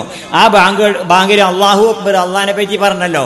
അപ്പൊ അള്ളാഹു എന്ന് കേട്ട സമയത്ത് നമുക്ക് ഹൃദയത്തിന് കിടിലുണ്ടായിരുന്നു എന്ന് ആലോചിച്ച് നോക്കാണി അല്ലെ? ഇപ്പൊ പള്ളിക്കൊന്ന് ബാങ്ക് കേട്ടല്ലോ, ഒരു കുട്ടി നല്ല രസമുള്ള ബാങ്ക് കൊടുത്തു, അതിൽ അള്ളാഹു അക്ബർ എന്ന് ആ കുട്ടി പറഞ്ഞപ്പോൾ നമ്മളെ ഹൃദയത്തിൽ അള്ളാഹിനെ പറ്റി പറഞ്ഞു കേൾക്കുമ്പോൾ നമ്മളെ ഹൃദയം കിടിലം കൊള്ളണം, നമുക്ക് ബേജാറുണ്ടാകണം, പടച്ചോനെ പറ്റിയുള്ള ഹൗഫ് മനസ്സിലേക്ക് വരണം. വന്നിരുന്നോന്ന് ആലോചിച്ച് നോക്കി. ഇനി എത്ര ബാങ്കുകൾ അങ്ങനെ കേൾക്കണോ? ബാങ്ക് കൊടുക്കുന്ന സമയത്ത് മുമ്പത്തെ മാതിരിയല്ല. ബാങ്ക് കൊടുക്കുന്ന സമയത്ത് ആൾക്കാരാണ് മൊബൈലിലും വർത്താനം പറഞ്ഞ് അങ്ങനെ നിൽക്കണേ. നമ്മളെ മുസ്ലിമീങ്ങൾ തന്നെ, നമ്മളെ സ്വന്തം സഹോദരന്മാർ, ആണുങ്ങളും പെണ്ണുങ്ങളൊക്കെ ബാങ്ക് കൊടുക്കുന്ന സമയത്ത് മുമ്പൊക്കെ ബാങ്ക് കേൾക്കുമ്പോൾ നിർത്തുമായിരുന്നു. ബാങ്ക് കേൾക്കുമ്പോൾ ഇപ്പൊ ബാങ്ക് കൊടുക്കുമ്പോൾ വേറെ ബാങ്കും ഉണ്ട്. അതെന്നെ ഒന്ന് ആലോചിച്ച് നോക്കിയാല് ബാങ്ക് കൊടുക്കുമ്പോൾ ഉണ്ടാകാൻ പാടില്ല, ബാങ്ക് കൊടുക്കുമ്പോൾ ബാങ്ക് കൊടുക്കാൻ പാടുണ്ടോ എന്ന് വെച്ചാൽ അല്ലെ? ബാങ്ക് തന്നെ അപ്പുറത്തും ഇപ്പുറത്തൊക്കെ തലക്കും മേലും ഒക്കെ വരികയല്ലേ. ഏതായാലും ഇങ്ങനെയൊക്കെ കേട്ടിട്ടും അള്ളാഹുവിനെ സംബന്ധിച്ച് കേൾക്കുന്ന സമയത്ത് നമ്മളെ ഹൃദയത്തിന് കിടിലം ഉണ്ടാകുന്നുണ്ടോ, ബേജാറുണ്ടാകുന്നുണ്ടോ, പടച്ചോനെ പറ്റിയുള്ള ഒരു ഗാംഭീര്യം നമ്മുടെ ഹൃദയത്തിൽ നിറഞ്ഞു വരുന്നുണ്ടോ എന്ന് ആലോചിച്ച് നോക്കി. ഇനി ആ ബാങ്ക് കഴിഞ്ഞതിന് ശേഷം ഇപ്പൊ തുലാമാസമാണല്ലോ വരാൻ പോകുന്നത്. തുലാമാസമാണല്ലോ, തുലാമാസത്തിൽ നല്ല ഇടി പൊട്ടലുണ്ടാവും. ബാങ്ക് കഴിഞ്ഞതിന് ശേഷം ഒരു ഇടി അങ്ങോട്ട് പൊട്ടിയാലും നമ്മളങ്ങോട്ട് കിടിലം കൊണ്ടാല്, എന്നിട്ട് ലാ ഹൗല വലാ ഖുവത ഇല്ലാ ബില്ലാ എന്ന് പറയും. അതാപ്പോ ഇടി പൊട്ടുന്ന സമയത്ത് പറയേണ്ടത്. അതാപ്പോ ഇടി പൊട്ടുന്ന കേട്ടാപ്പോ അതാ പറയേണ്ടത്. മദ്രസയിൽ പഠിച്ചിട്ടുണ്ടാവും സുബ്ഹാനമൻ യുസബ്ബിഹു റഅദു ബിഹംദിഹി വൽ മലായികതു മിൻ ഖീഫതിഹി എന്നാണ് ഇടി പൊട്ടുമ്പോൾ പറയേണ്ടത്. പക്ഷെ അതൊന്നും ആലോചിച്ചാൽ കഴിഞ്ഞിട്ടുണ്ടാവില്ല, പഠിച്ചത് മറന്നിട്ടുണ്ടാവും. ഇനി അല്ലെങ്കിൽ ഇനി മനസ്സിലുണ്ടെങ്കിൽ തന്നെ ഇടി കൊണ്ട് പൊട്ടുന്ന സമയത്ത് ലാ ഹൗല വലാ ഖുവത ഇല്ല, പേടിച്ച് ബേജാറായിട്ട് ഹൃദയം കിടിലം കൊണ്ടിട്ടേ അള്ളാഹു എന്ന് കേൾക്കുന്ന സമയത്ത് ഒരു കിടിലോ ഇല്ല. ഇടി പൊട്ടുന്ന സമയത്ത് കാരണം എന്താ? ഇടി നമുക്ക് പരിചയമുണ്ട്. അതെങ്ങാനും മേത്ത് കൊണ്ടാനുള്ള ബുദ്ധിമുട്ടും അതുകൊണ്ടുണ്ടാകുന്ന അനർത്ഥങ്ങളും നമുക്ക് പരിചയമുണ്ട്. ഇടിയെ നമുക്കറിയും. അപ്പൊ ഇടി പൊട്ടുന്ന കേൾക്കുന്ന സമയത്ത് നമുക്ക് കിടിലുണ്ടാവും. ഒരു പാമ്പ് ഇങ്ങനെ പോകേണ്ട, ഒരു മൂർക്കം പാമ്പ് ഇങ്ങനെ പോണ സമയത്ത് നല്ല ഒരു ചെറിയ കുട്ടിയാണെങ്കിൽ ആ കുട്ടീൻ്റെ മുമ്പിൽ മൂർക്കം പാമ്പിനെ കൊണ്ടിട്ട് കൊടുത്താൽ, അല്ലെങ്കിൽ മൂർക്കം പാമ്പ് ഇങ്ങനെ അരിച്ചു പോകണമെങ്കിൽ ആ കുട്ടി മൂർക്കം പാമ്പ് കളിക്കോപ്പായിട്ട് ഉപയോഗിക്കും. കാരണം എന്താ? കുട്ടിക്ക് മൂർക്കം പാമ്പ് നല്ല ചൊറുക്കുള്ള ഒരു സാധനീകാരം, അതിനെ അറിയില്ല, കുട്ടിക്ക് പരിചയമില്ല. അങ്ങനെ കുട്ടി പാമ്പിന്റെ അടുത്ത് ഇങ്ങനെ നിന്ന് കളിച്ചാൽ നിൽക്കുന്ന സമയത്ത് ഉമ്മ കണ്ടാലും ഇന്റെ റബ്ബേന്റെ കുട്ടി എന്ന് പറഞ്ഞാണ് കുറിച്ചു ചെന്ന് കണ്ട്. എന്താ? ഉമ്മക്ക് പാമ്പിനെ അറിയും, കുട്ടിക്ക് പാമ്പിനെ അറിയില്ല. അപ്പൊ അറിഞ്ഞാലേ കിടിലുണ്ടാവുള്ളൂ, അറിഞ്ഞാലേ ബേജാറുണ്ടാവും. അള്ളാഹു സുബ്ഹാനഹു വ തആലയെ പറ്റി നമുക്ക് എത്രത്തോളം അറിയും, അറിഞ്ഞിട്ടുണ്ടെങ്കിൽ അതിന്റെ ഫലം ഉണ്ടാവും. ഒരു ഉദാഹരണം ആലോചിച്ച് നോക്കി നിങ്ങൾ. അള്ളാന്റെ വീട്ടിൽ പോയാല് അല്ലേ, അള്ളാന്റെ വീടാണല്ലോ പള്ളിക്ക് പോയാലേ ഇരിക്കുന്ന സമയത്ത് നമുക്ക് നല്ല രസം ഉണ്ടാകലുണ്ടോ അതോ അസ്വസ്ഥത ഉണ്ടാകലുണ്ടോ എന്ന് ആലോചിച്ച് നോക്കി. പള്ളിക്ക് പോയിട്ട് അള്ളാഹിനെ അറിഞ്ഞ ആൾക്കാരെ പറ്റി ആലോചിച്ച് നോക്കുക. അള്ളാഹുവിന്റെ ഭവനത്തിൽ നമ്മൾ പോയി ഇരിക്കുന്ന സമയത്ത് നമുക്ക് നിസ്കരിക്കുന്ന സമയത്ത് ഇതാണ് കഴിഞ്ഞു കിട്ടിയാൽ പോയെന്ന് തോന്നുന്നുണ്ടോ? ഇത് പെട്ടെന്നൊന്നും കഴിച്ചല്ലേ തോന്നുന്നുണ്ടോ? പള്ളിക്ക് പോയി ഇരിക്കുന്ന സമയത്ത്, വേറെ പണിയുള്ള സമയത്തല്ല ഞാൻ പറയുന്നത്. അത് പിന്നെ ഖുദിയത്തി സ്വലാത്തു വന്തശിറു ഫിൽ അർളി, നമ്മൾ പോകണം. പള്ളിന്റെ പുറത്തെ നമുക്ക് ജീവിക്കണല്ലോ. മുമ്പ് തബലീയമായത്തേര് എന്ന് കണ്ട് പിന്നെ ഒരു കൂട്ടരക്കാർ ഒരു പീടിയ കച്ചവടക്കാരൻ്റെ അടുത്ത് എന്നിട്ട് പറഞ്ഞു, പിന്നെ ഞങ്ങൾക്ക് ഇന്ന് പള്ളിക്കൽ ഇജ്തിമാഉണ്ട്, നമ്മളെ മീറ്റിംഗ് ഉണ്ട്, അതിന് നിങ്ങൾ വരണം എന്ന് പറഞ്ഞു. അപ്പോൾ പീടിയ കച്ചവടക്കാരൻ പറഞ്ഞു, നമ്മളെ പീടിയിൽ ആളില്ല, ഞാൻ തന്നെ ഉള്ളൂ ഇവിടെ, എനിക്ക് വരാൻ പറ്റൂല പറഞ്ഞു. അല്ല നിങ്ങൾക്ക് മരിച്ചു പോകണ്ടേന്ന് ചോദിച്ചു. അപ്പോൾ പീടിയ കച്ചവടക്കാരൻ ചോദിച്ചു, അല്ല നമുക്ക് ജീവിച്ചു പോകണ്ടേന്ന്. ജീവിച്ചു പോകണ്ടേ? രണ്ടും വേണമല്ലോ. നമുക്ക് ജീവിച്ചും പോകണം, മരിച്ചും പോകണം, രണ്ടും മനസ്സിലാക്കണം. അപ്പൊ അത് ഞാൻ പറയാൻ കാരണം എന്ന് വെച്ചാല് അങ്ങനെ നമ്മൾ പിന്നെ അള്ളാഹു സുബ്ഹാനഹു വ തആല എന്ന് പറഞ്ഞാൽ നമ്മൾ ജീവിതമൊക്കെ ഒഴിവാക്കണം എന്നല്ല പറഞ്ഞത്, പുറത്തൊക്കെ പോകേണ്ടി വരും. പക്ഷേ നമുക്ക് ഒഴിവുള്ള സമയത്ത് ഇപ്പോൾ തറാവീഹ് നിസ്കരിക്കാൻ വേണ്ടി റമദാൻ മാസത്തിൽ പോയതിനെ പറ്റി ആലോചിക്കും. ഇപ്പോൾ തറാവീഹ് നിസ്കരിക്കാൻ വേണ്ടി നമ്മൾ പള്ളിയൊക്കെ പോയിട്ട് ഇങ്ങനെ നിന്നിട്ട് നിസ്കാരങ്ങൾ നടക്കുന്ന സമയത്ത് അലന്തരക ഇപ്പം മുതൽ മേപ്പിട്ടും ഓതിയിട്ട് അങ്ങനെയാണെങ്കിൽ എളുപ്പമാണ് തീരും. ഇനി വേറെ ഉസ്താദ് വന്നുകൊണ്ട് കുറച്ചൊക്കെ നീണ്ട സുഹൃത്ത് അല്ലെങ്കിൽ ഒത്തിരി അവിടെ നിന്നൊക്കെ ഓതാൻ തുടങ്ങിയാലേ പിന്നെ മൂപ്പര ഇവിടെ ഇപ്പോൾ അല്ലാതെ വെക്കാൻ പറ്റില്ല തോന്നും. കാരണം എന്താ, നീട്ടി ഓതുകയാണേ. അപ്പം എന്താ, പള്ളിയൊക്കെ പോയിട്ട് നിസ്കരിക്കുന്ന സമയത്ത് നമുക്ക് ആനന്ദം ഉണ്ടാവുന്നുണ്ടോ അതോ നമുക്ക് അസ്വസ്ഥത ഉണ്ടാവുന്നുണ്ടോ? ഇനി നോക്കി റസൂലുള്ളാഹി സ്വല്ലല്ലാഹി അലൈഹി വസല്ലം പറഞ്ഞ എന്താ, മസലുൽ മുഅ്മിനി ഫിൽ മസ്ജിദി കമസലി സമകി ഫിൽ മായി വ മസലുൽ മുനാഫിഖി ഫിൽ മസ്ജിദി കമസലി ത്വയ്രി ഫിൽ ഖഫസി. ഒരു മൂമിൻ പള്ളിക്ക് ചെന്നാൽ മൂമിന്റെ ഉദാഹരണം എന്താ, കമസലി സമകി ഫിൽ മായി, വെള്ളത്തിലെ മത്സ്യത്തെ പോലെ. എന്താ വെള്ളത്തിലെ മത്സ്യം? വെള്ളത്തിലെ മത്സ്യം ഇങ്ങനെ സഞ്ചരിക്കുന്ന സമയത്ത് എന്തോ ഒരു ആനന്ദയിക്കാരം, മത്സ്യത്തിന് ആനന്ദം, അത് കണ്ടിക്കണേ അമ്മക്ക് ആനന്ദം അല്ലേ. ഒരു മീനിങ്ങനെ വെള്ളത്തിൽ കൂടി നീന്തി പോണ സമയത്ത് എന്തോ ഒരു രസകരമായി കാണാൻ, മത്സ്യത്തിനും നല്ല ആനന്ദം. ഇനി ആ മത്സ്യത്തെ പിടിച്ചുകൊണ്ട് കരക്കൽ കണ്ടിട്ടാലോ ആ മത്സ്യം ഇങ്ങനെ കടന്നുകൊണ്ട് പടച്ച് കുറേ അധികം നേരം ഇട്ടിട്ടുണ്ടെങ്കിൽ ജീവൻ പോവുകയും ചെയ്യും. അപ്പം എന്താ കാരണം, മത്സ്യത്തിന് പുറത്തു വരുന്ന സമയത്ത് അസ്വസ്ഥതയാണ്, വെള്ളത്തിലാകുന്ന സമയത്ത് നല്ല ആനന്ദമാണ്. അതേപോലെ ആയിരിക്കും ഒരു മൂമിനായ മനുഷ്യൻ പള്ളിക്ക് പോയാലെന്ന് റസൂലുള്ളാഹി സ്വല്ലല്ലാഹി അലൈഹി വസല്ലം പറയുന്നത്. അപ്പോൾ പള്ളിയിൽ പോയി നിൽക്കുന്ന സമയത്ത് നമുക്ക് അങ്ങനെയാണോ എന്ന് ആലോചിച്ച് നോക്കി. ഇനി അപ്പുറത്ത് പറയുന്നത് മസലുൽ മുനാഫിഖി ഫിൽ മസ്ജിദി, പള്ളിയിൽ പോയാൽ പള്ളിക്ക് ചെന്നൊരു മുനാഫിക്കിന്റെ ഉദാഹരണം എന്താണ്, കമസലി ത്വയ്രി ഫിൽ ഖഫസി, കൂട്ടിലിട്ട പക്ഷിയെ പോലെ കറന്ന്. എപ്പോഴാണ് കൂട് തുറക്കാൻ വെച്ചാൽ പോകണമെന്ന് വിചാരിച്ചു കണ്ടേ. അപ്പോൾ കൂട്ടിലിട്ട പക്ഷിയെ പോലെ നമുക്ക് തോന്നുന്നുണ്ടോ, അതല്ലെങ്കിൽ വെള്ളത്തിലെ മത്സ്യത്തെ പോലെ തോന്നുന്നുണ്ടോ നോക്കി. അള്ളാനെ അറിഞ്ഞിക്കണോ ഇല്ലെന്ന് അറിയാൻ വേണ്ടിയിട്ടാണ്. അള്ളാനെ അറിഞ്ഞ ആളാണെങ്കിൽ അങ്ങനെ കാരം, അറിയാത്ത ആളാണെങ്കിൽ മറ്റേ മാതിരി കാരം. ഇനി നമ്മൾ നിസ്കരിച്ചാൻ പോകുന്ന സമയത്ത് ആലോചിച്ച് നോക്കി, പള്ളിക്ക് പോയിട്ട് നിസ്കരിക്കാൻ നിൽക്കുകയാണ്. നിസ്കരിക്കാൻ നിൽക്കുന്ന സമയത്ത് നിസ്കാരമാണല്ലോ ഏറ്റവും പ്രധാനപ്പെട്ടത്. മനുഷ്യന്റെ ജീവിതത്തിൽ നമ്മളെ ഈമാനും ഇസ്ലാമും എല്ലാം അളക്കാനുള്ള മാനദണ്ഡം തന്നെ നിസ്കാരമാണ്. നിസ്കാരത്തിന്റെ അടിസ്ഥാനത്തിൽ നമ്മളെ ജീവിതം തന്നെ ഓർഡർ ചെയ്യേണ്ടത്, നമ്മളെ ജീവിതത്തെ ക്രമപ്പെടുത്തേണ്ടത് തന്നെ നിസ്കാരത്തിന്റെ അടിസ്ഥാനത്തിലല്ലേ. ഇപ്പം ഞാൻ നാളെ പിന്നെ ഒരു പരിപാടിക്ക് പോയി. ആ പരിപാടിക്ക് ചെന്ന സമയത്ത് എന്നോട് ചെല്ലാൻ വേണ്ടി പറഞ്ഞത് 9 മണിക്കായിരുന്നു. അവിടെ 9 മണിക്ക് ചെന്ന സമയത്ത് പരിപാടിയൊന്നും തുടങ്ങിയില്ല. 10 മണി വരെ കാത്തുക്കേണ്ടിയിരുന്നു. എനിക്കാണെങ്കിൽ ആ പരിപാടി ആയിട്ട് വേറൊരിടത്തേക്ക് പോകും വേണം. അപ്പം ഞാൻ എന്നിട്ട് പിന്നെ സ്വാഗത പ്രസംഗത്തിൻ്റെ നിന്ന ആൾ പറഞ്ഞു, പിന്നെ ഹംസ സാഹിബ് 10 മണിക്കാണ് പരിപാടി തുടങ്ങുന്നത്. സ്വാഗത പ്രസംഗൻ പറഞ്ഞു ഹംസ സാഹിബ് വളരെ നേരത്തെ എത്തിച്ചേർന്നിട്ടുണ്ട് പറഞ്ഞു. എന്നിട്ട് ഞാൻ പ്രസംഗിക്കാൻ നിന്നപ്പോൾ ഞാൻ പറഞ്ഞു ഹംസ സാഹിബ് വളരെ നേരത്തെ അല്ല എത്തിച്ചേർന്നിരിക്കുന്നത്, നേരത്ത് എത്തിച്ചേർന്നിരിക്കുന്നു. നേരത്ത് പരിപാടി തുടങ്ങിയില്ല. നേരത്തെ തുടങ്ങിയില്ല എന്നതുകൊണ്ട് നേരത്ത് അവസാനിപ്പിക്കാതെ വെക്കൂല, കാരണം ഇതിൻ്റെ പണിയാണ്. എന്നിട്ട് ഞാൻ പറഞ്ഞു നിങ്ങളെ കാര്യങ്ങളൊക്കെ കൃത്യമായി ചെയ്യാൻ വേണ്ടിയിട്ട് നിസ്കാരത്തിൽ നിന്ന് പഠിക്കണം. നിസ്കാരം പഠിച്ചാൽ പോരാ, നിസ്കാരത്തിൽ നിന്ന് പഠിക്കണം. ഏതാ പിന്നെ നിസ്കാരത്തെ പറ്റി അല്ലാഹു തആല പരിശുദ്ധ ഖുർആനിൽ പറഞ്ഞിരിക്കുന്നത് എന്താണ്, കിതാബും മൗഖൂത്താന്നല്ലേ പറഞ്ഞിരിക്കുന്നത്. ഇന്ന സലാത്ത കാനത്ത് അലൽ മുഅ്മിനീന കിതാബൻ മൗഖൂത, നമസ്കാരം സത്യവിശ്വാസികൾക്ക് സമയബന്ധിതമായിട്ട് അല്ലാഹു തആല നിശ്ചയിച്ചിരിക്കുന്നു. അപ്പോൾ ആ സമയബന്ധിതമായി നിസ്കാരം ശീലിക്കണ ഒരാൾ തൻ്റെ ജീവിതത്തിലും സമയബന്ധിതത്വം ശീലിക്കണം. അതാ നിസ്കാരം പഠിച്ചാൽ പോരാ, നിസ്കാരത്തിൽ നിന്ന് പഠിക്കണം എന്ന് പറഞ്ഞു. അപ്പോൾ നിസ്കാരത്തിൽ നിന്ന് ഒരുപാട് കാര്യങ്ങൾ നമുക്ക് പഠിക്കാനുണ്ട്. നിസ്കാരമാണ് നമ്മുടെ ജീവിതത്തിൻ്റെ അസ്സലാത്തു ഇമാദുദ്ദീൻ ഫമൻ അഖാമഹ ഫഖദ് അഖാമദ്ദീൻ വമൻ ഹദമഹ ഫഖദ് ഹദമദ്ദീൻ. ദീനിൻ്റെ തൂൺ നമസ്കാരമാണ്. അത് തകർത്താൽ പിന്നെ ദീൻ പൊളിച്ചു, അത് നിലനിർത്തിയാൽ ദീൻ നിലനിർത്തുകയും ചെയ്തു. അത്ര പ്രധാനപ്പെട്ടതാണല്ലോ നിസ്കാരം. ഞാൻ നിസ്കാരത്തിൽ കൂടി നമുക്ക് ആലോചിച്ച് നോക്കാം, നമ്മുടെ മനസ്സിനെ പറ്റി, നമ്മുടെ ഹൃദയത്തെ പറ്റി, മാനസികമായിട്ടുള്ള വളർച്ചയെ പറ്റി, അള്ളാഹിനെ പറ്റിയുള്ള നമ്മുടെ അറിവിനെ സംബന്ധിച്ചുകൊണ്ട് ആലോചിച്ച് നോക്കി അല്ലേ. നമ്മൾ നിസ്കരിക്കുന്ന സമയത്ത് നമ്മളെ മനസ്സിൽ, നമ്മളെ മുമ്പിൽ പിന്നെ നമ്മളെ മനസ്സിൻ്റെ ഉള്ളിൽ എന്താ ഉള്ളതെന്ന് ആലോചിച്ച് നോക്കണേ. അള്ളാഹു സുബ്ഹാനഹു വ തആല എത്ര ഉണ്ട്. അള്ളാഹിൻ്റെ മുമ്പിൽ പോയിട്ട് അള്ളാഹു അക്ബർ എന്ന് പറഞ്ഞിട്ടാണ് നമ്മൾ നിൽക്കുന്നത്. അള്ളാഹു ആണ് ഏറ്റവും വലിയവൻ, അള്ളാഹു ആണ് ഏറ്റവും വലിയ എന്നുള്ള ബാങ്ക് കേട്ടിട്ടാണ് നമ്മൾ പോണത്. തൗഹീദിന്റെ സൈദ്ധാന്തികവും പ്രായോഗികവുമായിട്ടുള്ള 2 വശങ്ങളും ബാങ്ക് കൂടി പഠിപ്പിക്കുന്നുണ്ട്. ബാങ്കറിനെ കേവലം ഒച്ചയല്ല, നിസ്കരിക്കാൻ നേരെയിക്കണമെന്ന് അറിയിക്കാനുള്ള ശബ്ദം മാത്രമല്ല. ബാങ്ക് എന്ന് പറഞ്ഞാൽ നമ്മുടെ ആദർശം, നമ്മുടെ വിശ്വാസം, നമ്മുടെ പ്രത്യയശാസ്ത്രം ഓർമ്മിപ്പിക്കുന്നുണ്ട് ബാങ്കിൽ കൂടി. അത് നമ്മൾ ചിന്തിക്കണം. അതാ ബാങ്ക് കൊടുക്കുമ്പോൾ ഉണ്ടരുത് അറിയുന്നത്. അള്ളാഹു അക്ബർ എന്ന് പറഞ്ഞാൽ തൗഹീദിന്റെ സൈദ്ധാന്തികമായിട്ടുള്ള വശമാണ്. അള്ളാഹുവാണ് ഏറ്റവും വലിയവൻ. അള്ളാഹുവാണ് ഏറ്റവും വലിയവൻ എന്ന് പറഞ്ഞാൽ അതിൻ്റെ അർത്ഥം എന്താണ്, ബാക്കിയുള്ളതൊക്കെ അതിനെ അപേക്ഷിച്ച് ചെറുതാന്ന് അർത്ഥം അല്ലേ. അള്ളാഹു അക്ബർ എന്ന് പറഞ്ഞാൽ അതിൻ്റെ അർത്ഥം അള്ളാഹു അക്ബറിനെ പറ്റി തന്നെ ഒരുപാട് നമുക്ക് ചിന്തിക്കാനുണ്ട്. അള്ളാഹുവാണ് ഏറ്റവും വലിയവൻ എന്ന് പറഞ്ഞാൽ അള്ളാഹുവാണ് ഏറ്റവും വലിയവൻ എന്നുള്ള മുദ്രാവാക്യം നമ്മൾ പറയുന്നതോടുകൂടി തന്നെ ബാക്കിയുള്ളതൊക്കെ ചെറുതാണ്. ഞാൻ ചെറുതാണ്, അള്ളാഹുവാണ് ഏറ്റവും വലിയവൻ, ഞാൻ ചെറിയവനാണ്. നേതാക്കന്മാരൊക്കെ സദസ്സിലേക്ക് വരുന്ന സമയത്ത് ഉണ്ടില്ലെങ്കിൽ അള്ളാഹു അക്ബർ വിളിക്കലുണ്ട്. എന്താ അതിൻ്റെ അർത്ഥം? നേതാവ് നിങ്ങൾ വലിയ തന്നെയാണ്, പക്ഷെ അള്ളയാണ് ഏറ്റവും വലുത് എന്നതിൻ്റെ അർത്ഥം. നേതാവ് നിങ്ങൾ വലിയ തന്നെയാണ്, പക്ഷെ അള്ളയാണ് ഏറ്റവും വലിയത്. അത് അനുസ്മരിപ്പിക്കാനാണ് ശരിക്കും അള്ളാഹു അക്ബറിൽ വരുന്നത്. അള്ളാഹുവാണ് ഏറ്റവും വലിയവൻ എന്ന് പറഞ്ഞാൽ പിന്നെ ബാക്കിയുള്ളതൊക്കെ ചെറുതായില്ലേ. എല്ലാ കാര്യത്തിലും നമുക്ക് നമ്മുടെ ജീവിതത്തെ മുഴുവൻ നിയന്ത്രിക്കേണ്ട ഒരു വാക്കാണ് അള്ളാഹു അക്ബർ എന്നുള്ളത്. അള്ളാഹുവാണ് ഏറ്റവും വലിയവൻ എന്ന് പറഞ്ഞാൽ പിന്നെ എൻ്റെ കുട്ടികൾ വലുതല്ല, എൻ്റെ കെട്ടിയോട് വലുതല്ല, എൻ്റെ നാട് വലുതല്ല, എൻ്റെ വീട് വലുതല്ല, എൻ്റെ കാറ് വലുതല്ല, എൻ്റെ കെട്ടിടം വലുതല്ല, എൻ്റെ കച്ചവടം വലുതല്ല, കൃഷി വലുതല്ല, ഉദ്യോഗം വലുതല്ല, വിദ്യാഭ്യാസം ഒന്നും വലുതല്ല, രാഷ്ട്രീയം വലുതല്ല, മന്ത്രിപ്പണി വലുതല്ല, ഒന്നും വലുതല്ല. അള്ളാഹു അക്ബർ, അള്ളയാണ് ഏറ്റവും വലുത്. അപ്പം അള്ളാഹുവാണ് ഏറ്റവും വലുത് എന്നുള്ള ഒരു സംഗതി മനസ്സിലേക്ക് വന്നു കഴിഞ്ഞാൽ പിന്നെ ബാക്കിയൊക്കെയാണ് നേരെയാവൂലേ. ഇപ്പോൾ ഈ അള്ളാഹുവാണ് അക്ബർ എന്ന് പറഞ്ഞാൽ ബാക്കിയുള്ളതൊക്കെ അസ്ഗറാണെന്ന് അർത്ഥം. യൂസുഫ് നബി അലൈഹി ഇസ്ലാമിൻ്റെ ചരിത്രത്തിൽ പറയുന്നുണ്ടല്ലോ, സുലൈഖ ബീവിക്ക് യൂസുഫ് നബിയോട് പ്രേമം തോന്നി. സുലൈഖ ബീവിക്ക് യൂസുഫ് നബിയോട് പ്രേമം തോന്നിയപ്പോൾ തോഴിമാർ കമൻ്റ് അടിക്കാൻ തുടങ്ങി.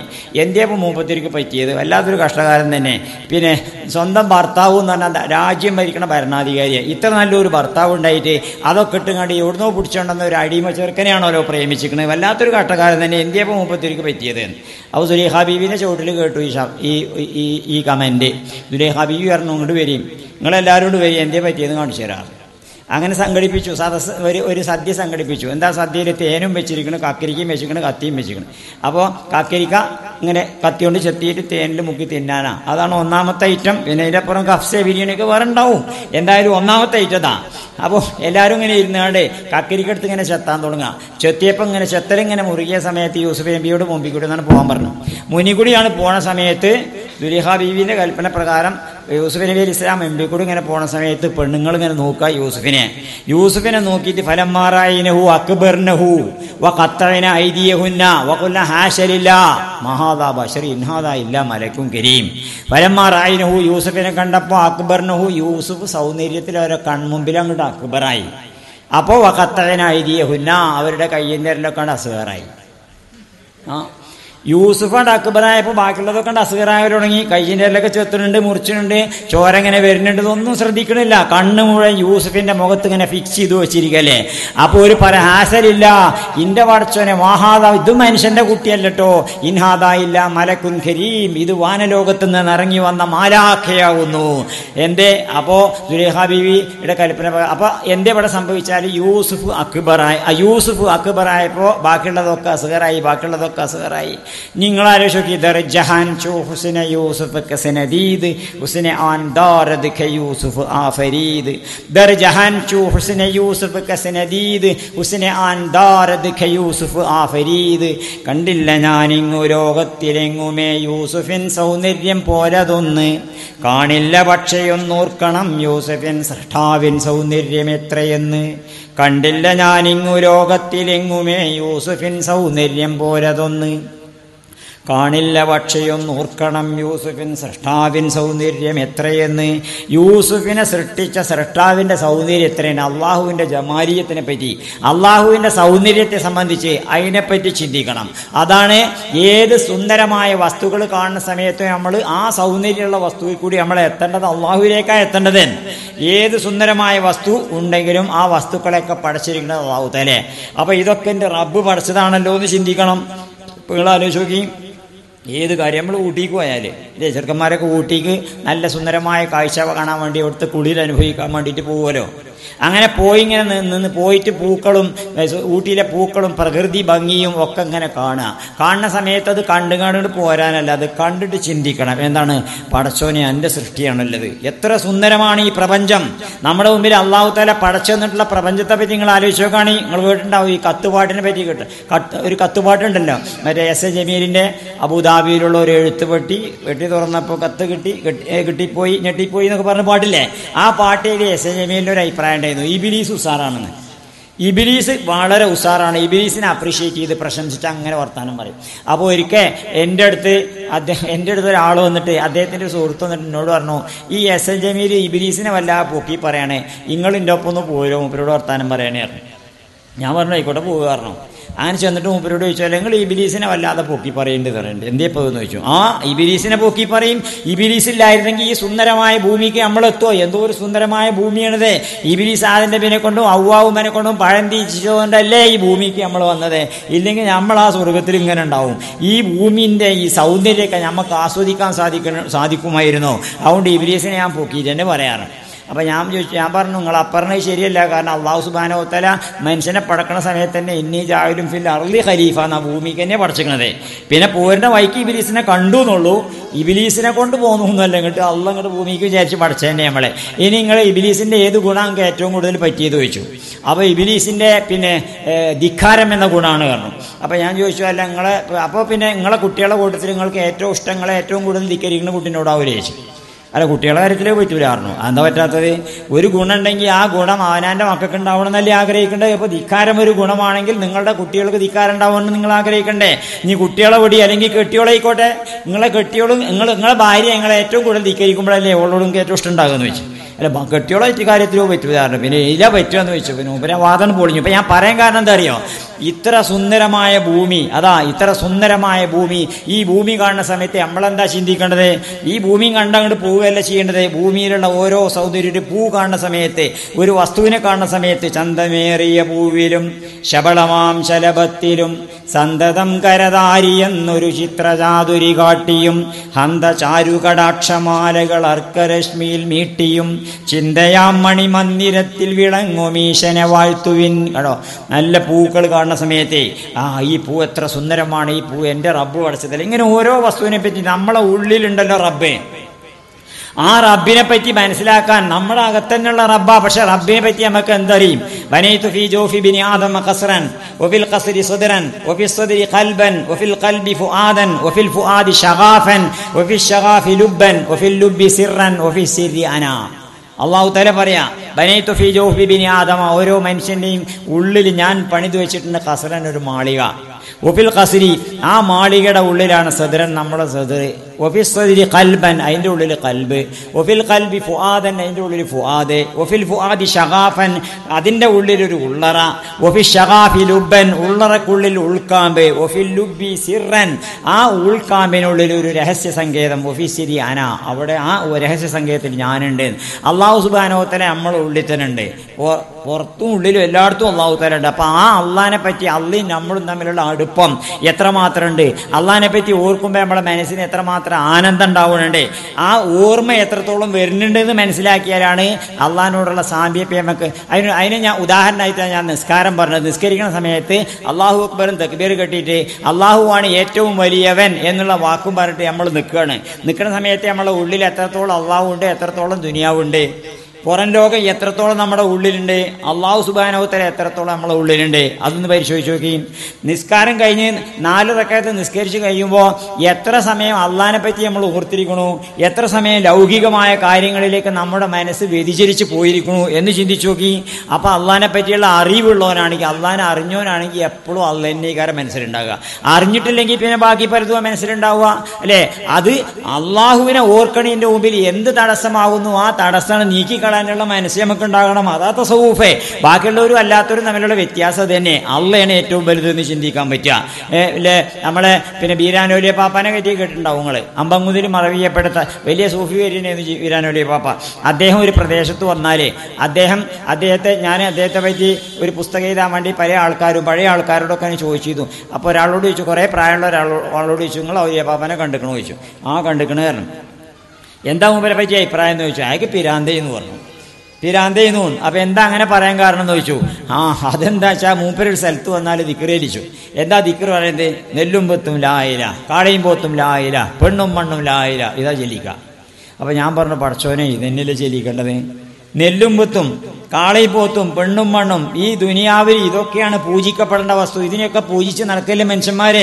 നെല്ലും പൊത്തും അല്ലേ, സമ്പത്തിനെ പൂജിച്ചുകൊണ്ട് നടക്കണ മനുഷ്യന്മാരല്ലേ? അത്ര ആൾക്കാരോട് അവരെ മനസ്സിൽ നിന്ന് ഇതെടുത്ത് ഒഴിവാക്കാൻ വേണ്ടിയിട്ട് ദിക്ർ ചെല്ലിക്കണ്ടേ? അപ്പൊ കാളയും പോത്തും അതല്ല പൂജിക്കേണ്ടത്, പെണ്ണും മണ്ണും അതല്ല പൂജിക്കേണ്ടത്, അള്ളാനെയാണെന്നുള്ള കാര്യം മനസ്സിൽ ഉറപ്പിക്കാൻ വേണ്ടിയിട്ട്. അപ്പൊ അള്ളാഹു സുബ്ഹാനഹു വ തആലയെ പറ്റിയുള്ള ചിന്ത, ഓനെ പറ്റിയുള്ള വിചാരം, ഓനെ പറ്റിയുള്ള ഭയം, അതാണ് നമ്മുടെ ഉള്ളിൽ ഏറ്റവും നിറഞ്ഞു നിൽക്കേണ്ടത് എന്നാ ഔലിയ പാപ്പ ദിക്ർ കൂടി പഠിപ്പിക്കണതേ.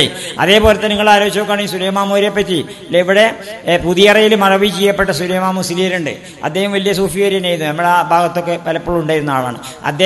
അദ്ദേഹം ഒരു സ്ഥലത്ത് ഇങ്ങനെ പോയിട്ട് ഒരു പള്ളിക്ക് പോയിട്ട് ഇങ്ങനെ നിൽക്കുകയാണ്.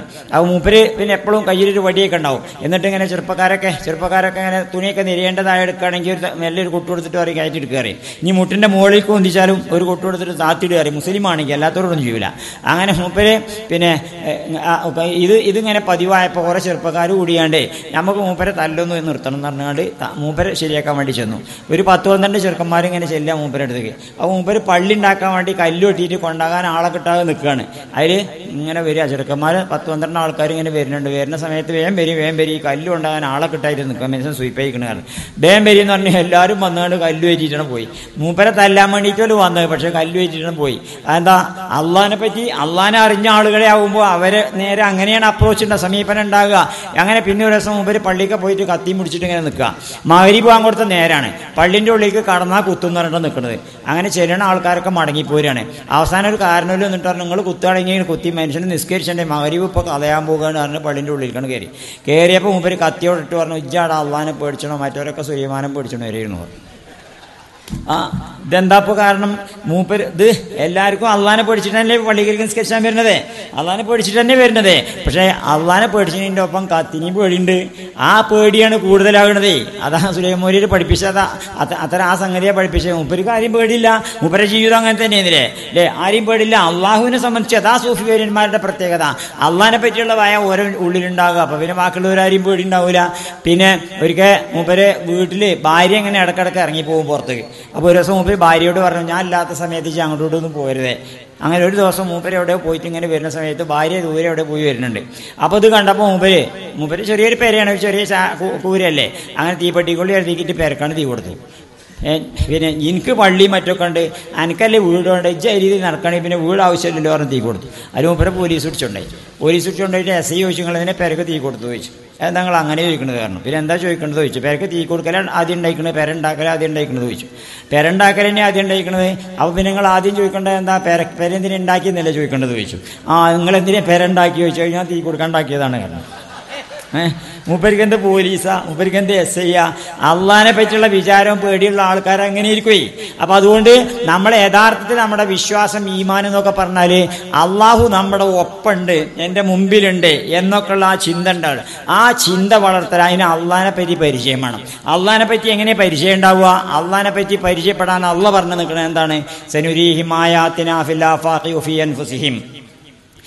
നമ്മുടെ ദൃഷ്ടാന്തങ്ങൾ അവർക്ക് നാം കാണിച്ചു കൊടുക്കുന്നു. ഫിൽ ആഫാഖി അന്തരീക്ഷത്തിൽ കാണിച്ചു കൊടുക്കുന്നു, ദിക്കുകളിലെല്ലാം കാണിച്ചു കൊടുക്കുന്നു. ഫി അൻഫുസിഹിം അവരവരുടെ സ്വന്തം ശരീരത്തിൽ കാണിച്ചു കൊടുക്കുന്നു. അള്ളാന്റെ ആയത്ത് നമ്മുടെ ശരീരത്തിലുണ്ട്.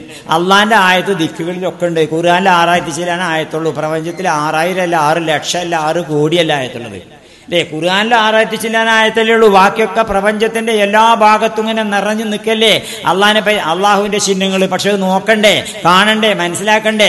അതിനെന്താ വേണ്ടത്? നമ്മളെ പറ്റി തന്നെ നമുക്കറിയോ? നമ്മളെ പറ്റി നമുക്ക് എന്താ അറിയാം? ആലോചിച്ച് നോക്കി. നമ്മളെ പറ്റി നമുക്ക് എന്താ അറിയാം? 50 വയസ്സായിട്ടുള്ള ഒരു കാരനോട് ചോദിക്കുക നിങ്ങളെ ശരീരത്തിൽ എത്ര ഓട്ടമുണ്ടെന്ന് ചോദിച്ചാലും മൂപ്പർക്ക് അപ്പോൾ അതുവരെ ആലോചിച്ചിട്ടുണ്ടാവില്ല. നിങ്ങളെ ശരീരത്തിൽ എത്ര ദ്വാരം ഉണ്ട് എന്ന് ചോദിച്ചാലും മൂപ്പര് 1 2 3 4 5 6 7 8 എണ്ണണത് തൊള്ളോണ്ടാണല്ലോ, തൊള്ളോണ്ടിട്ടുണ്ടാവില്ല. കാരണം എന്താ? അപ്പോൾ ഇത്ര 50 കൊല്ലം ഈ 9 ദ്വാരം സ്വന്തം ശരീരത്തിലുണ്ടായിട്ട് നമ്മൾ ചോദിക്കുന്നത് വരെ മൂപ്പര് ആലോചിച്ചിട്ടുണ്ടാവില്ല. അപ്പോൾ സ്വന്തം ശരീരത്തെ പറ്റി ചിന്തിക്കണ്ടേ, അവനാനെ പറ്റി ചിന്തിക്കണ്ടേ? അവനാനെ പറ്റിയുള്ള ചിന്ത അല്ലെങ്കിൽ പിന്നെ നമ്മൾ മനസ്സിലാക്കണം. നമ്മൾ ഊട്ടേക്കും കൊടൈക്കനാലിലേക്കും അവിടെ ഇവിടെയൊക്കെ പോകും. അവനാൻ്റെ മുതോമ്പറോട്ട് കണ്ടിട്ടുണ്ടാവില്ല. നമ്മളെ മുതോമ്പറ നമ്മൾ കണ്ടിട്ടില്ലല്ലോ. നമ്മൾ ഊട്ടിയിൽ, ഡൽഹിയിൽ, ഹൈദരാബാദ് എന്നൊക്കെ പറഞ്ഞ് അങ്ങനെ പോകും. അപ്പോൾ നമ്മളെ പറ്റി ഒന്ന് ചിന്തിക്കണ്ടേ? ഞാൻ ആരാണ്? എൻ്റെ ശരീരത്തെ പറ്റി ഞാൻ ചിന്തിക്കണ്ടേ?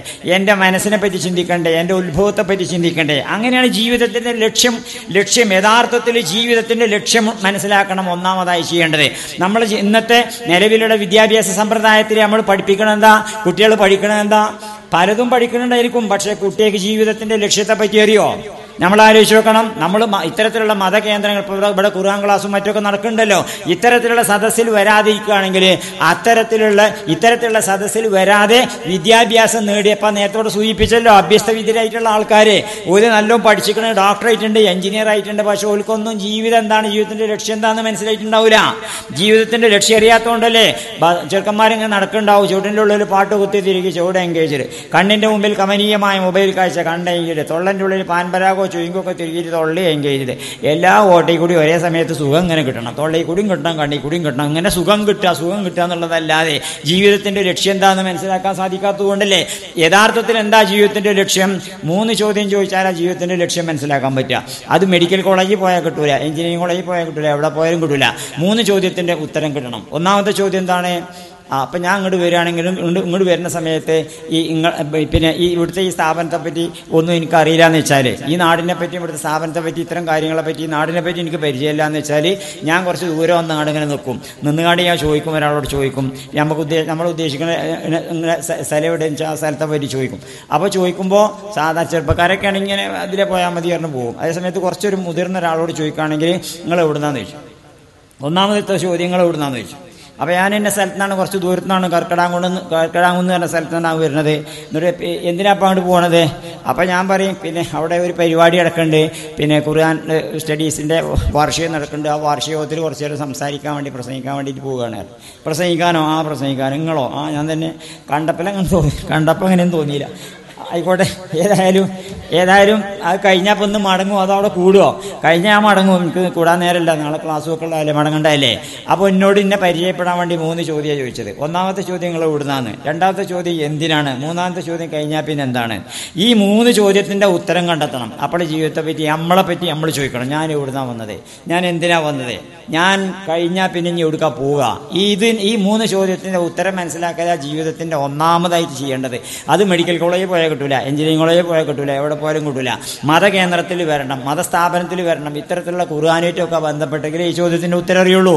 ഒന്നാമത്തെ ചോദ്യം ഞാൻ എവിടുന്നാണ്.